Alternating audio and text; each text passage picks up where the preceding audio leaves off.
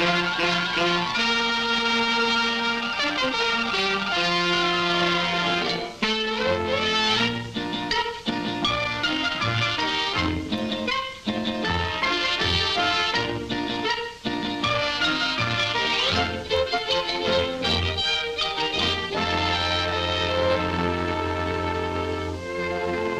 our preceding episode, we left Crusader Rabbit and Rags the Tiger starting out across the Great White Plains for Texas, blissfully unaware that each and every water hole for nigh on to 200 miles has plumb dried up.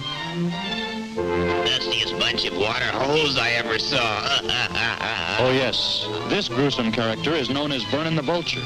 He's planning a little dinner party with Crusader and Rags as the main course. But come, let us see how our two stalwart friends are making out today. Uh-oh. This doesn't look so good. Could it be that our powerful chum Rags is tiring? Yeah, it could be. Uh-oh.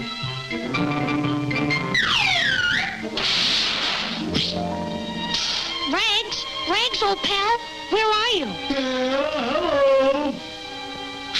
Don't do that. Although they had discarded everything but the bare essentials for survival, still the strain of the journey began to tell on our two brave compatriots. If only they had some water. Hour by hour, their thirst grew greater, and the mirages along the way didn't help one bit. Oh, boy, a lemonade. Now, here's what I call a high-class mirage. Gee, a swimming pool. Let me at it. Oh, brother, he sure learns the hard way. Watch me.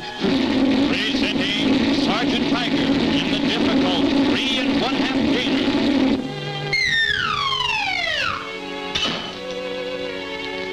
Poor old Tiger wouldn't last long at this rate. So as soon as Rags regained consciousness, Crusader gave him a full scientific explanation of mirages. You see, a mirage is something that when you see it one place, you really only think you see it, because it's really someplace you can't see. See?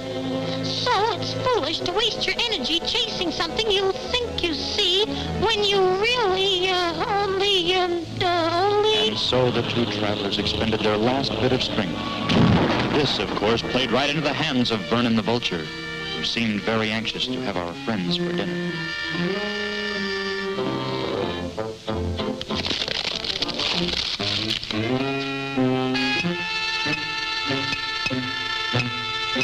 Rags, however, gracefully declined the invitation, and poor little Crusader stretched out on the burning sand. Could this be the end of his campaign against the Lone Star State? The end before his two-man army had even reached the Texas border? But I wouldn't give right now for a nice snowstorm. Say now, that's what I call service. Snow in the desert. Snow. Well, maybe it isn't snow, but it's a reasonably accurate facsimile. And so, Crusader, too, found the view of the situation much better from the top of a desert cactus. Nevertheless, this didn't discourage Vernon. He knew the two comrades had reached the end of their rope, so he set about tightening the noose. Oh, I'm a cat. Well, it certainly looks as though Crusader and Rags will be dropping in for dinner after all. But don't count Crusader out. He may still have a trick up his sleeve. Anyway, we'll find out in the next episode. It's called The End of the Trail.